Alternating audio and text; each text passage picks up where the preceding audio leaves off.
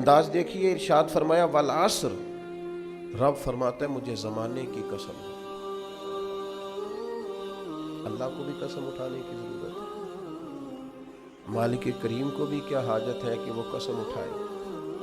لیکن تاکید کر کے بات ذہن میں اتارنے کے لیے۔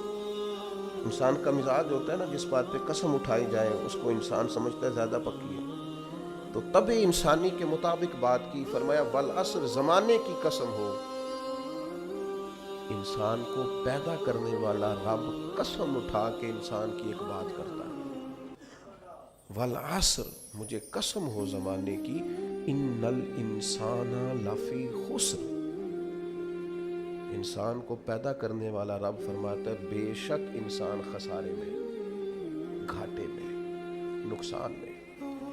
لوگ اس کو کہہ رہے ہیں بڑا سیٹ ہے، لوگ کہہ رہے ہیں بڑا کامیاب، یہ بھی کہہ رہا ہے اللہ کا بڑا شکر ہے، لیکن پیدا کرنے والا رب، انسان کو بنانے والا، اس کو جاننے والا رب فرماتا ہے مجھے زمانے کی قسم ہو یہ نقصان میں ہے۔ اور خسارہ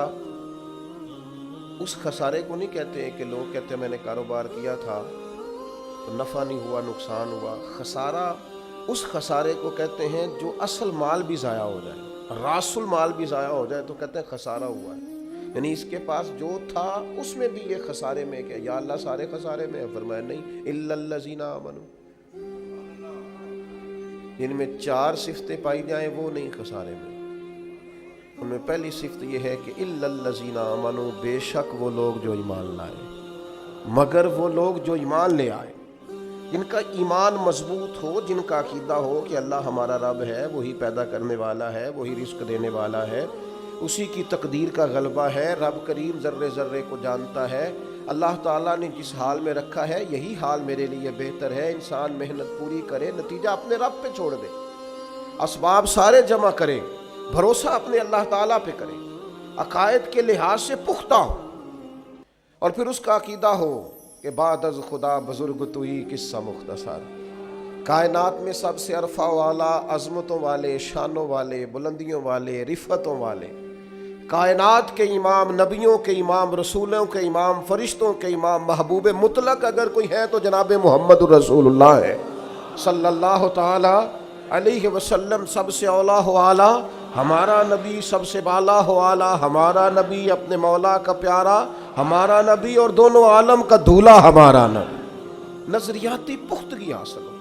عقائد پختہ ہو، ایمان میں عقائد پوری طرح داخل ہے، عقائد اہل سنت کا پابند ہو بندہ۔ پھر ایک اور بنیادی عقیدہ ہے، اسی ضمن میں سارے عقائد آ جاتے ہیں، فرشتوں پر بھی ایمان ہو، اللہ کے تمام انبیاء پر ایمان ہو، اچھی بری تقدیر پر ایمان ہو، لیکن ایک بنیادی عقیدہ جس کو عقیدہ آخرت کہا جاتا ہے، اس پر انسان کا ایمان ہونا بڑا ہی ضروری ہے۔ اگر آخرت پر ایمان کمزور ہو جائے تو دنیا میں جتنے بھی عمل ہم کرتے ہیں یہ سارے کمزور ہو جائیں۔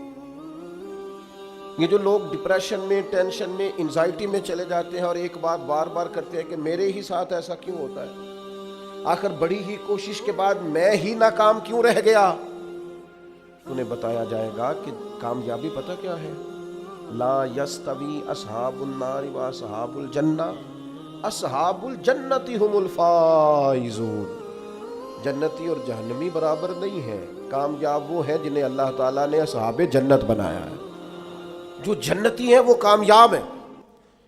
جس کو اپنی آخرت کے تعلق سے اللہ تعالیٰ نے فکر سلیم دی ہے، راہ ہدایت دی ہے، اعمال حسنہ پر استقامت دی، اور وہ سمجھتا ہے کہ میں محنت اپنی آخرت کو ٹھیک کرنے کے لیے کر رہا ہوں، جد و جہد میری اپنی قبر کے لیے، حشر کے لیے، آخرت کے لیے۔ آخرت پر جس بندے کی توجہ ہے وہ بندہ کامیاب۔ اس لیے دنیا میں اگر دنیاوی طور پر کوئی ناکامی آ بھی جائے تو کوئی اتنی بڑی ناکامی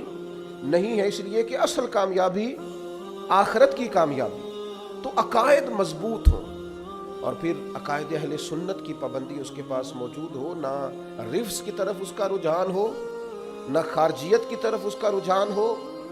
اس کے نظریات ستھرے ہوں، اجلے ہوں، خوبصورت ہوں، وہ رسول پاک کی ذات گرامی کی پوری غلامی کرنے والا وہ شخص، تو اس کے نظریات اعلیٰ ہوں۔ تو فرمایا کہ انسان خسارے میں ہے، الا الذین آمنوا،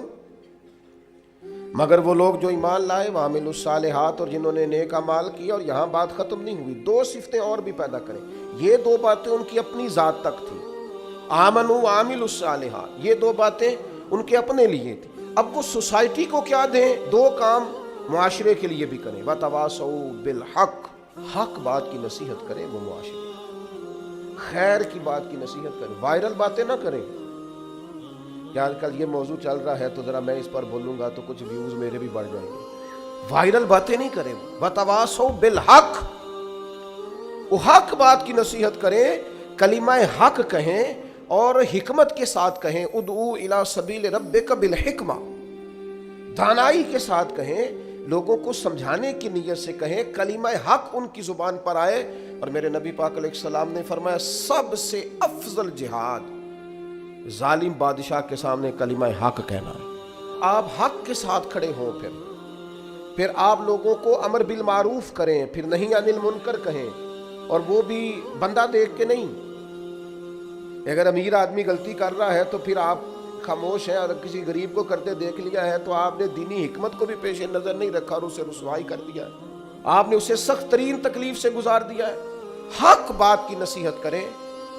اور جو لوگ حق بات کہتے ہیں نا